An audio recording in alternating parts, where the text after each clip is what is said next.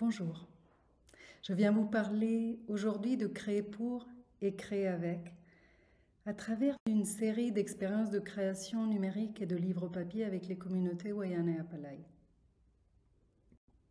Je m'appelle Véronique Holguinlev, je suis graphiste indépendante et art-thérapeute, et c'est en tant que graphiste multi-support dans le secteur de la culture et des sciences humaines que j'ai pu intégrer les projets dont je vais vous parler aujourd'hui. C'est mon regard de graphiste que je viens partager. Je vais vous présenter les projets en ordre chronologique parce que ça va permettre de mieux comprendre comment s'est construite cette collaboration. Ces projets se sont déroulés entre 2018 et 2022 et ils ont démarré par un portail numérique et ensuite par une série de livres papier à usage scolaire. Ces projets ont été réalisés dans le cadre de projets de recherche et de recherche appliquée avec les communautés Wayana et Apalai, qui sont des communautés de langue caribe qui habitent en Guyane, au Suriname et au Brésil. Je vais vous parler du projet Wata.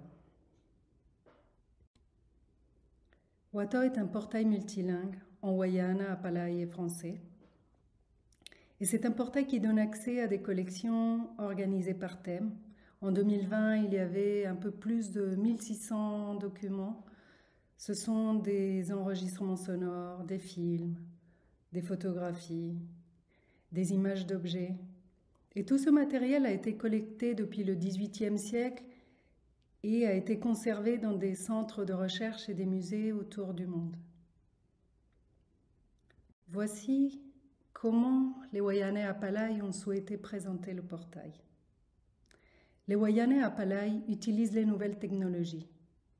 Nous avons créé le portail Wata à destination de nos communautés et de nos plus jeunes en particulier, car les dernières générations ne connaissent plus nos traditions.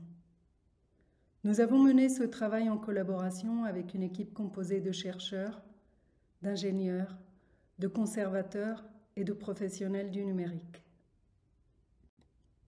En donnant à voir les objets anciens et les photographies, en donnant à écouter les enregistrements collectés par les chercheurs et les gens de passage, nous souhaitons que Wata offre un moyen de nous réapproprier nos savoir-faire et notre culture. Voici quelques éléments de contexte succincts mais qui donnent un aperçu d'un projet de longue haleine qui a duré plus de 9 ans. C'est initialement un désir porté par des membres de la communauté amérindienne, 5 membres des communautés amérindiennes de langue caribe. Ils approchent une chercheuse, Eliane Camargo, avec des questions sur comment accéder au patrimoine, comment le restituer, comment accéder à ce patrimoine qui est épars dans le monde et comment le faire revenir chez eux d'une façon ou d'une autre. L'équipe de chercheurs s'étoffe au fur et à mesure et avec une équipe, les réflexions avancent de façon plus construite et constante. Plusieurs hypothèses sont émises et les membres de la communauté choisissent le numérique. Le numérique est l'option retenue parce que les membres de la communauté savent que c'est une façon d'aller vers les jeunes générations. En 2014, le projet SAWA, acronyme de Savoir autochtone Wayana et Apalai, voit le jour et il est porté par le LABEX, les passés dans le présent. Et ce financement permet de créer des équipes multidisciplinaires et intergénérationnelles qui vont donner une autre envergure au projet. Moi, j'ai intégré le projet en 2018 et ma mission était de faire le graphisme et les interfaces du portail. Les questions initiales au moment déjà du démarrage du projet et de la prise de contact avec l'équipe de chercheurs chercheurs était quelles sont les limites d'un processus habituel dans un contexte inhabituel. Contexte inhabituel parce que la communauté amérindienne a un mode de pensée et de travail différent, a des usages différents aussi du numérique, et parce que la localisation géographique posait plein de questions de connexion. Il y avait la question également du respect de l'identité. Comment, en tant que graphiste, ne pas trahir l'univers graphique Wayanais Apalai, d'autant plus que je savais déjà que l'univers graphique chez les Amérindiens est porteur d'une vision du monde. Les enjeux et le rôle du graphisme aussi dans l'interface à usage d'un portail qui a plusieurs publics avec des besoins et des cosmovisions aussi différentes. Je vais vous raconter un peu le processus à travers le journal de bord. On a démarré le processus de façon assez classique, avec un brief visuel qui n'est autre chose qu'un questionnaire pour mettre en commun et comprendre quelles sont les attentes et l'univers graphique des clients, et surtout pour formaliser et avoir un repère commun. L'équipe Wayanais Apalai vient d'une culture orale. Très vite, on a vu la lourdeur des mots et c'était très clair à travers les réponses que c'était un outil trop limité pour exprimer des notions qui vont au-delà de la forme et qui ne peuvent pas être mises en mots de façon simple. Là, ça a été une étape importante aussi et très riche dans la médiation avec les chercheurs qui, de façon formelle et informelle, ont permis de faire un pont entre l'équipe Wayanais Apalai et les besoins que j'avais pour démarrer le projet. On est passé très vite à l'étape des ateliers de travail et on a commencé l'atelier visuel. Et là, la dynamique a complètement changé. C'est vraiment une dynamique de partage où l'équipe Wayanais Apalai m'a présenté son univers visuel en expliquant l'importance des éléments présentés. Là, tout de suite, moi, en tant que graphiste, et eux, en tant que membres d'une communauté de culture orale et qui a le graphisme comme écriture, on a trouvé vraiment un territoire commun pour échanger. Suite à leur présentation des éléments qui leur semblaient importants et représentatifs, moi qui avais pris certaines réponses du brief visuel, j'ai pu leur présenter des sites qui me semblaient résonner un peu avec ce qui était ressorti à travers les mots et également certains éléments de typographie. Si cette photo avait été prise 15 minutes avant, ça serait eux qui seraient en train de me montrer tous les éléments visuels et moi qui serais en train de les écouter et de poser toutes les questions et prendre des notes. De cet échange, des choses très importantes pour le processus sont ressorties. Le premier, c'était le langage visuel et les dimensions. Le graphisme et toute la culture visuelle est non seulement une écriture, mais c'est également un marqueur identitaire, porteur d'un savoir ancestral et d'une dimension cosmologique. Les motifs, les graphismes sont non seulement des protections du contenu, mais ils ont aussi une fonction qui demande que ce langage soit harmonieux, qu'il soit aussi équilibré et qu'il permette de bien parler le langage des esprits. Ensuite, on a un peu parlé de la typographie, qui pour eux n'avait pas une grande place. Mais d'après les typographies que moi j'avais montrées et celles qu'ils ont trouvées les plus harmonieuses, qui ont été les typographies sobres mais rondes. On a pu faire des choix. Et ensuite, un élément qui a été pour moi très touchant, c'est quand ils m'ont demandé la beauté. Ils ont dit, il faut que ce site soit beau. Mais beau vraiment au sens profond, d'harmonie, de bien parler le langage des esprits et de bien utiliser toutes les dimensions et toutes les fonctions du visuel.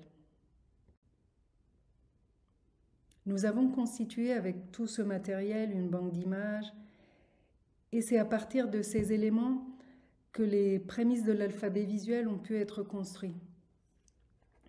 On voit très bien quand on regarde la banque d'images et les éléments visuels, quels sont les patterns, quels sont les rythmes, les couleurs, la façon dont les éléments s'agencent, les matières et vraiment l'ambiance.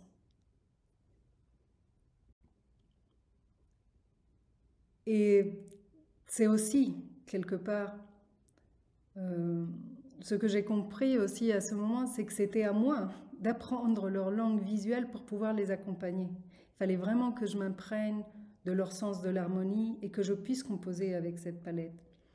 Et c'est en utilisant des mélanges de planches et de couleurs que j'ai commencé à m'imprégner de ces éléments pour pouvoir avancer et définir vraiment mon rôle.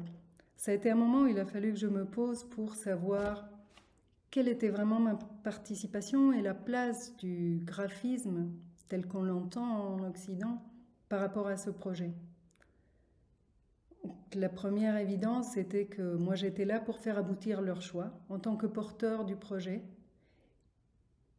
Deuxièmement,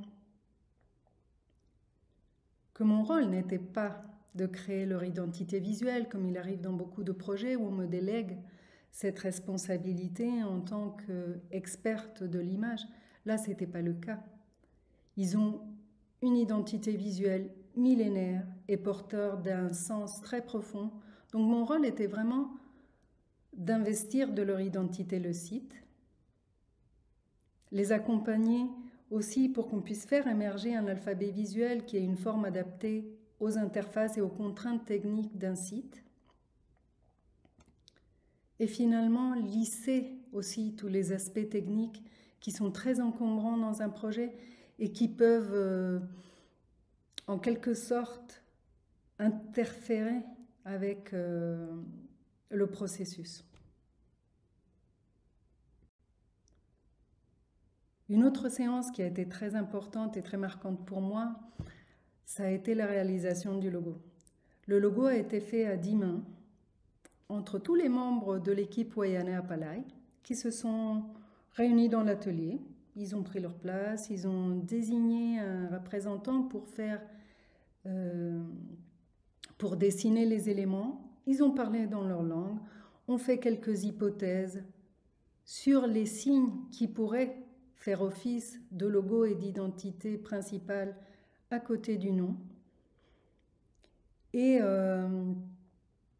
moi, j'ai été frappée non seulement par la façon collégiale dont ils ont procédé, l'agilité, vitesse de décision, très dans le présent, dans l'action et avec un processus très limpide.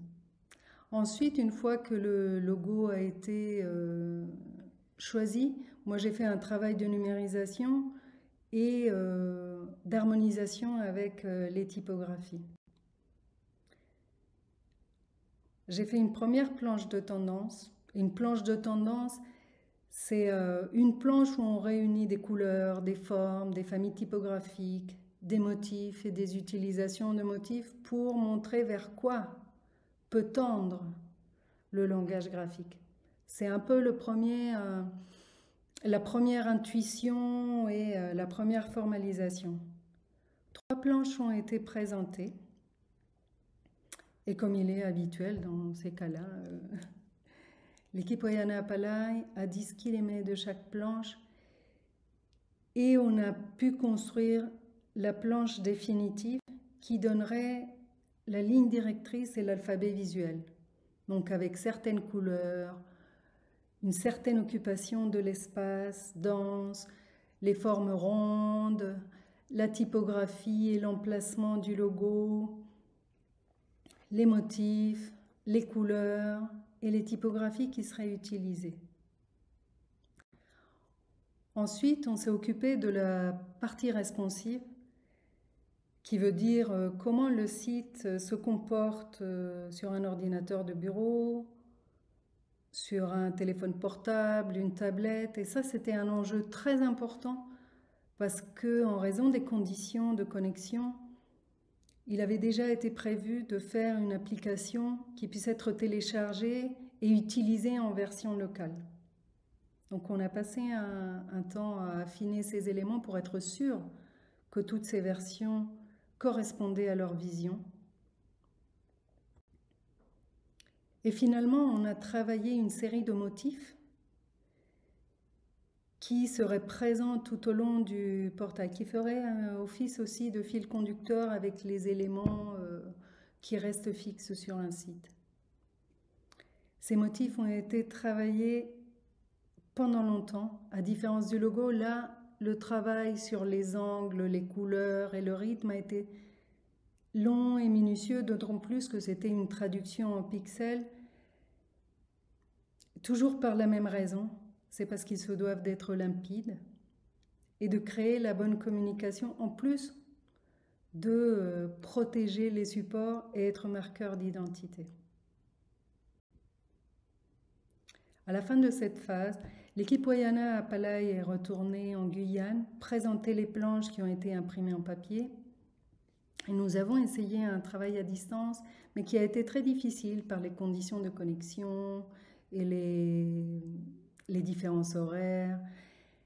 Mais en revanche, on a eu le retour sur la validation de la communauté des planches et aussi une remarque sur l'attention des jeunes, qui était toujours plus importante dès que c'était présenté sur écran. Les versions papier les intéressaient beaucoup moins, ce qui a conforté aussi l'hypothèse du numérique. Une deuxième étape a eu lieu quelques mois après, avec une nouvelle équipe, avec de nouveaux membres, et ça a été l'occasion non seulement de passer au peigne fin l'iconographie, mais également de faire des ateliers utilisateurs pour repenser aussi certains aspects et mieux les adapter à leur réalité, à leur vision, à la façon dont ils ont de produire de contenu. Donc on a mis moins de texte, on a simplifié certains aspects, et l'aîné qui avait accompagné le groupe à cette occasion-là a souhaité faire quelques changements en termes de palette de couleurs. Nous avons procédé à faire les écrans, ce qu'on appelle les écrans clés, c'est-à-dire les écrans qui vont être les plus marquants pour définir les différentes interfaces. Et c'est avec ça que nous avons commencé à faire tous les ateliers utilisateurs. Comme les ateliers utilisateurs habituels n'étaient pas très opérants, on a commencé à travailler avec des post-it, en regardant, pour ma part, comment ils prenaient note de toutes les réflexions. Ça m'a permis, moi, de savoir quelle était aussi leur pensée visuelle sur des sujets très précis. Et on a commencé à coller, à changer avec les post-it les éléments pour que ce soit moins abstrait.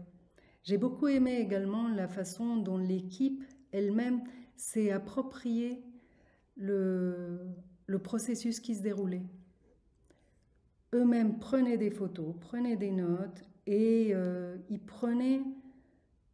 ils apprenaient aussi cette différente façon de travailler et puis de voir les choses très numériques, très techniques dans un certain sens. Ils se sont appropriés tous les éléments d'une façon très organique, j'ai envie de dire. J'ai dû également me frotter un peu à la langue, même si voilà, c'était difficile au niveau non seulement de Louis, mais de l'écriture. Mais ça a été aussi un élément important de faire le pas dans les deux sens. Et c'est avec des bouts de papier et des post-it qu'on a finalisé cette version des écrans qui a permis de décliner tout le portail. En 2020, le portail a été mis en ligne et présenté à la communauté à travers une série d'expositions itinérantes. Et des questions qui étaient déjà présentes depuis le début ont pris forme et se sont concrétisées. On savait bien que c'était la fin d'une étape et le début d'une autre, la mise en ligne. Ce n'était pas l'aboutissement du projet complet. Et les questions qui restent encore en construction sont l'appropriation par la communauté de cet outil, la prise en main, même si beaucoup de membres des équipes se sont formés à la mise à jour. Il y avait toujours la question technique de pouvoir se connecter, pouvoir utiliser ces outils, l'alimentation du portail, quel accompagnement des communautés après la mise en ligne et la pérennité quand les projets ont une durée limitée dans le temps. Je dirais que c'est ces questions qui ont encore un devenir et qui vont dépendre d'une diversité de facteurs. Ensuite, j'aimerais vous parler des projets qui ont été réalisés avec IPE Éditions. Ce sont des livres papier, 4 livres et 4 processus différents, toujours très alimentés par le socle qui avait été construit sur Wata. Et quelques éléments de contexte, IPE est une association pour le dialogue interculturel qui travaille sur la recherche et l'action et qui démarre toujours d'ateliers linguistiques ou d'une recherche scientifique vers une recherche appliquée. Il y a une approche collaborative, c'est en réponse aux besoins locaux et avec une forte valorisation des connaissances autochtones. Et le but est toujours de faire des créations concrètes et accessibles, des jeux pédagogiques, des livres, des affiches, des éléments qui peuvent être utilisés au quotidien par différents membres de la communauté et aussi dans les contextes scolaires. Des questions communes à tous ces projets ont été quelle liberté graphique justement par rapport au langage visuel de la culture Wayana. Ces projets ont été réalisés avec les Wayana. Quelle représentation des personnages, quel ton, quel humour. Que faire du bilinguisme? Est-ce qu'on met en regard les langues ou on les sépare? Quelle est la représentation également des personnages? Et finalement aussi, comment travailler à plusieurs mains? Parce qu'on va le voir, il y a eu des participations aussi beaucoup de la communauté Wayana dans la partie d'illustration.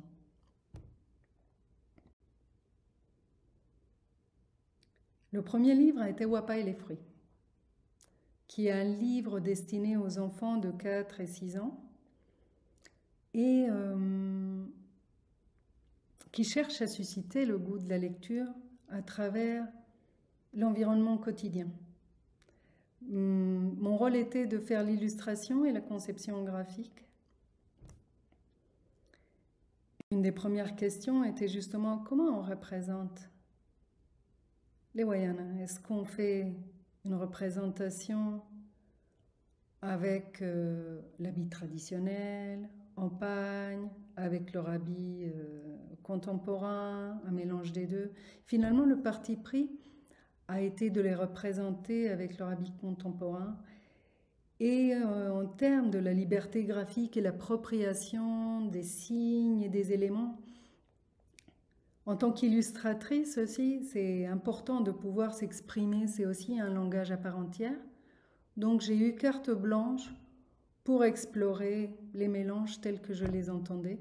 Donc les motifs ont été appliqués à des éléments des décors, mais également des habits, des personnages. J'ai gardé en tête aussi ce que j'avais compris de l'occupation de l'espace. Donc toutes les pages avaient soit des motifs, soit des couleurs.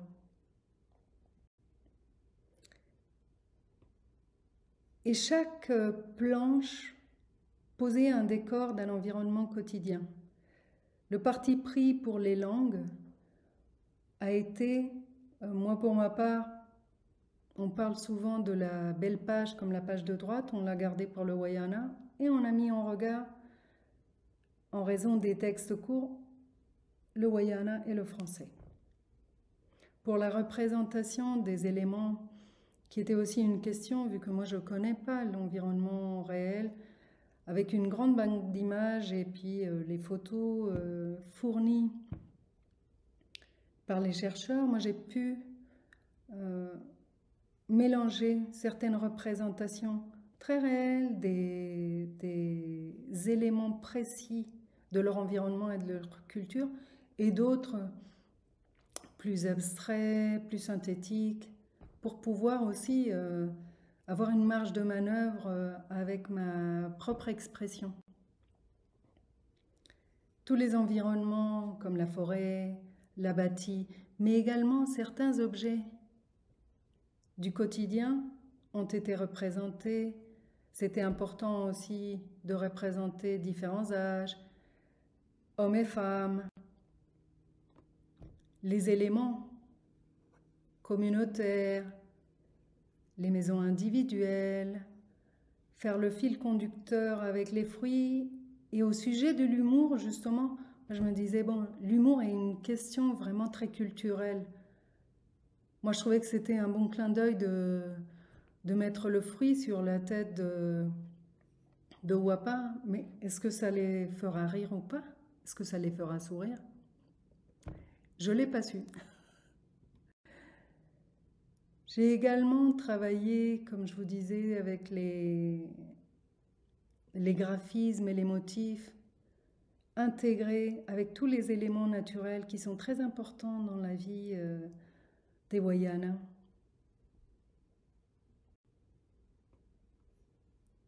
Et à nouveau, représenter aussi d'une façon vivante le rapport entre les différentes générations et tous ces éléments, toutes les attitudes qui pour eux sont très courantes sur comment on s'assied, quels sont les objets. Représenter également les autres communautés qu'ils rencontrent en dehors du village, comme c'est le cas au moment du marché, qui est un événement externe et qui a demandé de créer un mot pour le nommer, puisque ça ne fait pas partie de leur culture ancestrale. À nouveau, la représentation d'autres communautés avec lesquelles ils interagissent et toutes ces situations du quotidien. On a laissé quelques pages pour que l'enfant puisse dessiner, ce qui est très important aussi à cet âge, et de colorier. Et j'ai essayé de jouer aussi avec les pareidolis tout en me demandant, mais est-ce que ça va les faire sourire ou est-ce que ça va avoir écho de dessiner un visage avec des fruits? Puisque souvent, dès qu'on a certains éléments qui peuvent représenter les yeux, le nez ou la bouche, on a une tendance à les voir comme un visage. Je ne sais pas si culturellement ça a eu écho ou pas. Et finalement, on a laissé également une page pour le dessin libre. Voici quelques photos des ateliers, des réalisations qui ont été faites en classe à partir de ce support.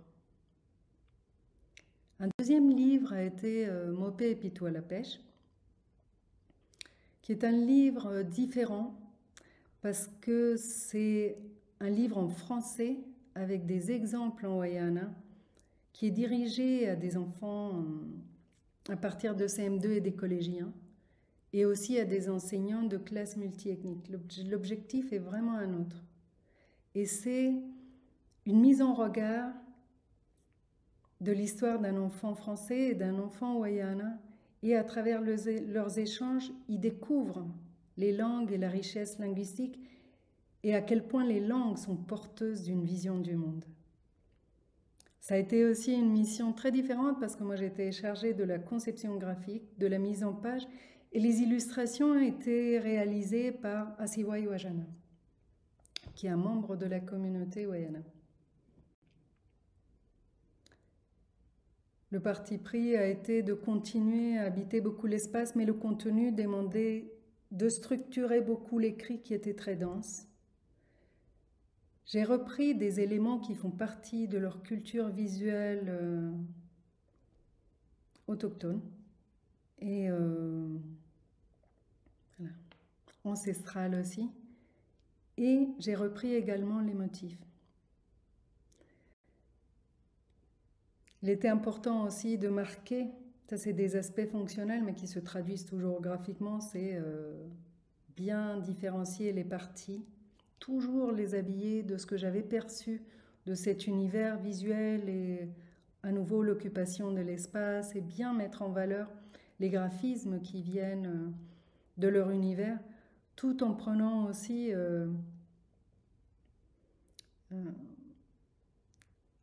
les libertés nécessaires à pouvoir proposer une création aussi. Un des éléments qui m'a semblé aussi très important, c'est comment intégrer les dessins d'Asiwai dans tout cet univers graphique et les mettre en valeur. J'ai eu des échos au sujet des attentes parfois des éditeurs et au regard externe sur ce que c'est une illustration, comment ça doit être.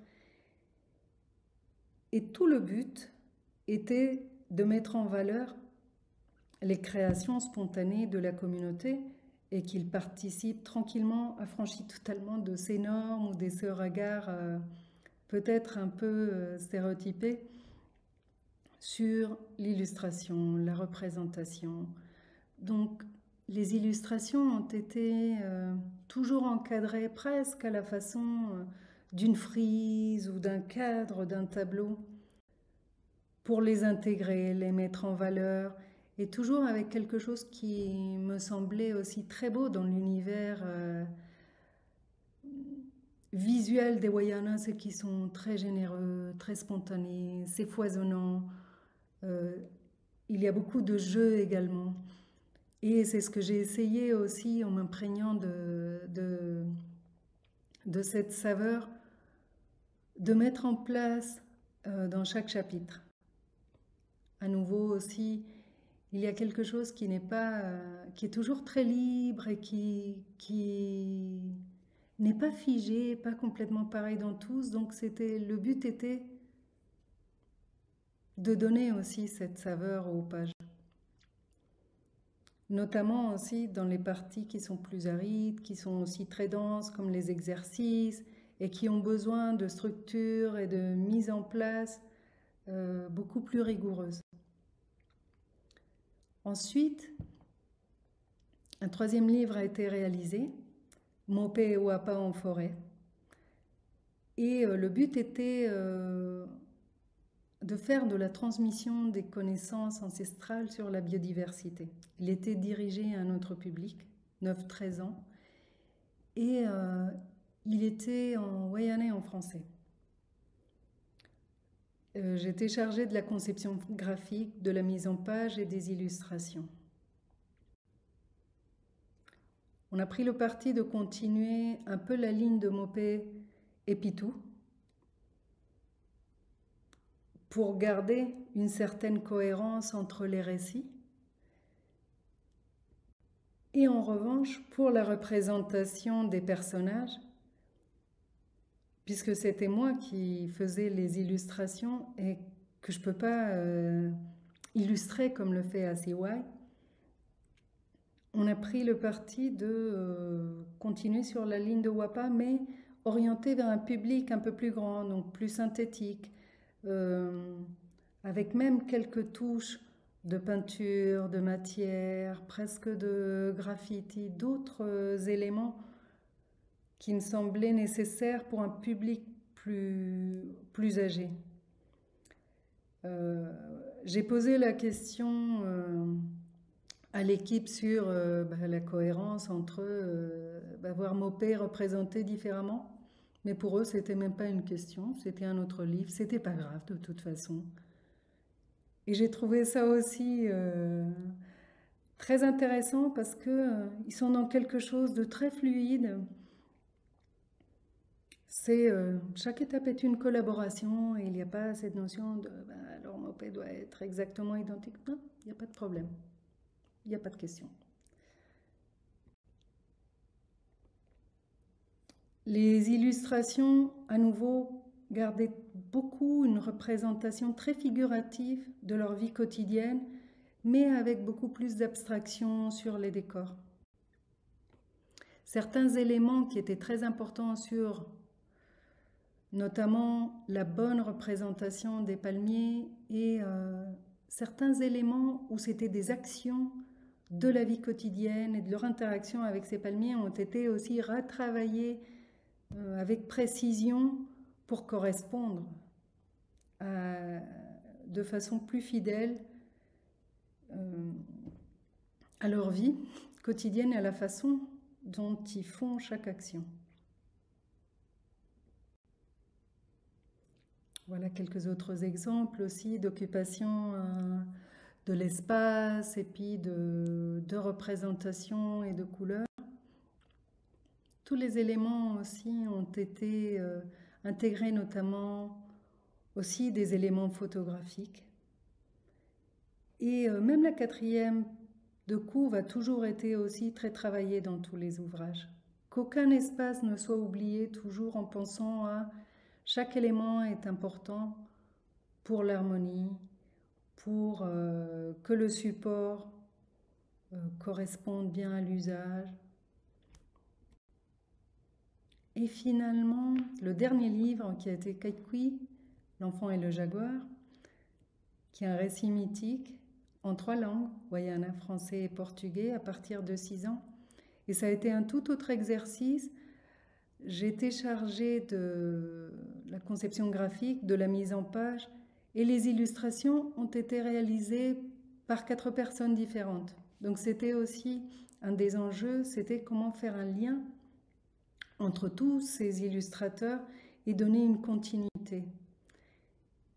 Le parti pris donc a été d'utiliser certains éléments de motifs, faire le fil conducteur avec les taches du jaguar qui dans tout le récit est pressenti mais n'apparaît qu'à la fin, et aussi commencer depuis la couve à mélanger plusieurs illustrations en retravaillant certains éléments.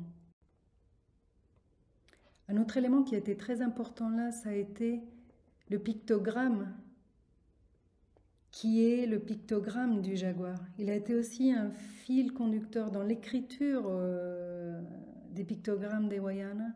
C'est cet élément qui représente le jaguar. Donc il a été très important aussi dans la mise en place des pages. À nouveau, la question de l'humour, de comment jouer quand c'est pas la culture propre, a été un questionnement, mais voilà, qui s'est fait de façon très naturelle. Et donc le jaguar apparaît un peu partout. Ici, il y a 2 éléments, un de 2 illustrations, un de Tassi Calais et un autre d'Assiwai. À nouveau le pictogramme. Mélanger aussi, jouer avec les taches, ce qui apparaît, ce qui disparaît. Ici, à nouveau, il y a 2 mains. Ici, à nouveau, il y en a 2 autres. Et aussi faire tous les mélanges.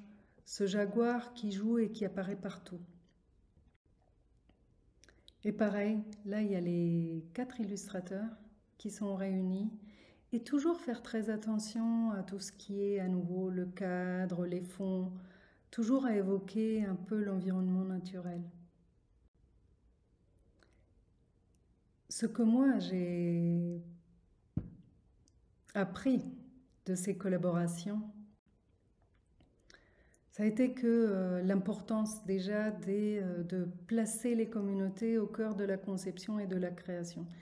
Ça a été une des étapes les plus riches et qui, à mon sens, ont été un facteur pour la réussite des projets. Et dans tous les sens, enrichissant pour tous les participants.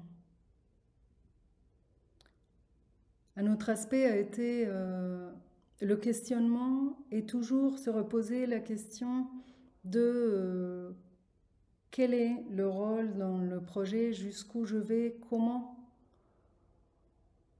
le graphisme aussi se positionne pour la valorisation, la transmission et la revitalisation aussi des savoirs et des langues autochtones. Comment on peut interagir et quel est notre rôle et notre responsabilité. L'importance aussi d'écouter, de comprendre et de respecter le langage visuel, surtout quand il y a des dimensions aussi profondes.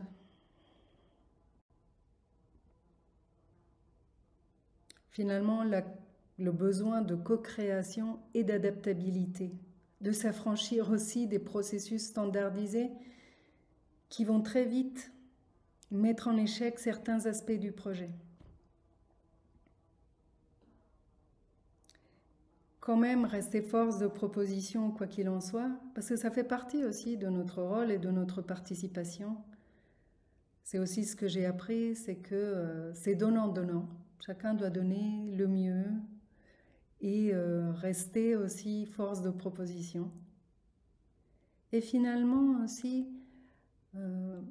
l'intérêt de cette articulation de la recherche scientifique et de l'application pratique et le rôle de médiation très enrichissant qu'il peut y avoir. Si vous voulez savoir plus sur les projets, je vous invite à regarder ces liens.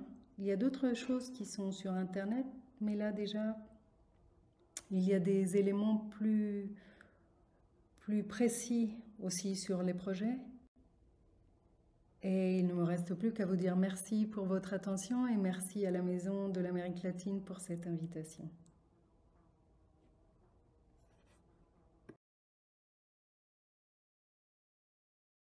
L'intelligence artificielle, selon le type de moteur aussi et outil qu'on prend, va être plus ou moins fidèle. Moi, je trouve que pour les références, en tout cas les gros qu'on connaît, sont peu fidèles, ont aussi un problème éthique et déontologique qui, moi, me dérange beaucoup, c'est que c'est des intelligences qui ont été entraînées en dehors de l'autorisation des éléments qui les ont entraînées. Toutes ne sont pas comme ça. Il y a quand même des projets qui ont une autre approche déontologique et qui peuvent être entraînés sur mesure. Celles-là peuvent peut-être fonctionner. Après, la question c'est qu'est-ce qui est plus important dans les projets qu'on vient de voir? Ce qui était très important, c'était la prise en main des communautés en tant qu'acteurs, plus que de... Moi là, je vous ai montré quelques projets, mais il y en a plein où eux-mêmes ont produit aussi les éléments. C'est eux qui produisent le texte, c'est eux qui se penchent sur ça, et c'est ça aussi qui leur donne non seulement un autre regard sur leur langue, leur culture, c'est vraiment cette valorisation. Donc, probablement, c'est très difficile de répondre voilà, oui, non, il faudrait vraiment voir le contexte, mais ce qui est sûr, c'est que ça peut rendre plus agiles les processus. Après, est-ce que c'est important de les rendre plus agiles pour produire plus? Je ne sais pas. C'est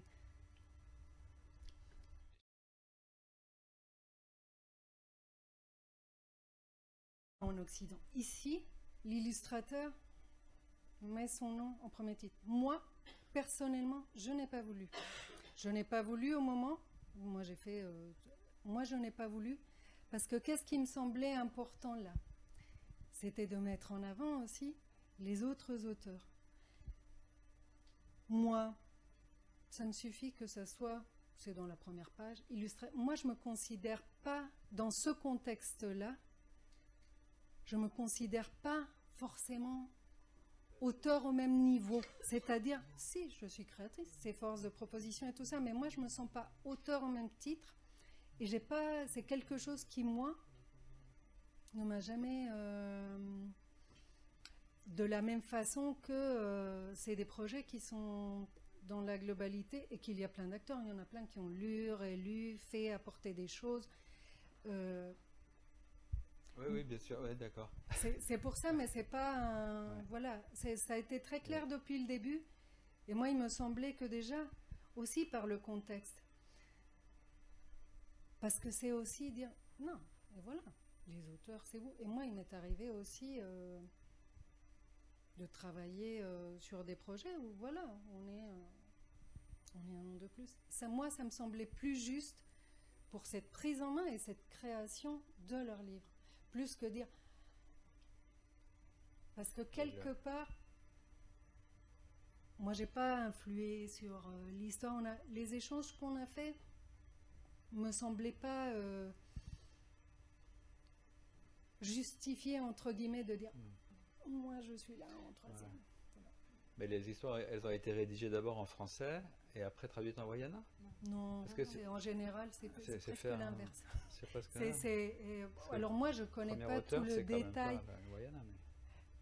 Je connais pas les détails de l'écriture. Je sais que c'est des éléments qui sont beaucoup parlés avant d'être couchés, j'ai envie de dire. Donc, comment est vraiment le processus d'écriture? Moi, je ne saurais pas dire à quel moment c'est une idée qui est discutée, à quel moment c'est formalisé, à quel moment c'est revu et qui fait quoi. Là, je dirais et juste une toute petite question. Cette question de la belle page, donc de mettre le texte... est-ce que... Ça, c'est la mienne. Oui, c'est ça. Ça, c'est moi qui dis, parce que de toute façon, voilà, moi, c'est ça qui le dit, parce que c'est la belle page, c'est une espèce de pratique où, dans les gros livres, voilà. Parce qu'il aurait fallu commencer sur la page impaire avec le texte en wayana et mettre au verso le texte en français. Et là, ça aurait un sens différent que de mettre en regard avec le sens de lecture classique en français, de gauche à droite. Donc c'est le français qui est mis en évidence et c'est pas le même mode de lecture. Oui, alors ça c'est vrai que c'est un parti pris surtout parce que c'est pour les tout petits enfants. Donc c'est le regard des deux, à différence des autres livres où il y a une partie en français, une autre partie en wayana. Et d'abord pour les plus grands, ça démarre sur le wayana et après on met le français. Pour les petits, comme elles étaient en regard, c'est là où on va mettre justement quelque part la fameuse belle page et voilà. Surtout que les ateliers, si je comprends bien, passent plutôt de ce côté à l'autre. Et j'ai envie de dire, pour eux, c'est pas un problème. C'est pas l'ordre, parce que même l'ordre de gauche, droite, et eux, ça démarre par wayana, pareil que pour ces livres. Peu importe où est le wayana, ça démarre là où par notre langue qui est la wayana. Donc c'est vrai que ça a été, puis d'ailleurs on l'a changé à plusieurs endroits. Merci beaucoup Véronica Holguin. On va prendre une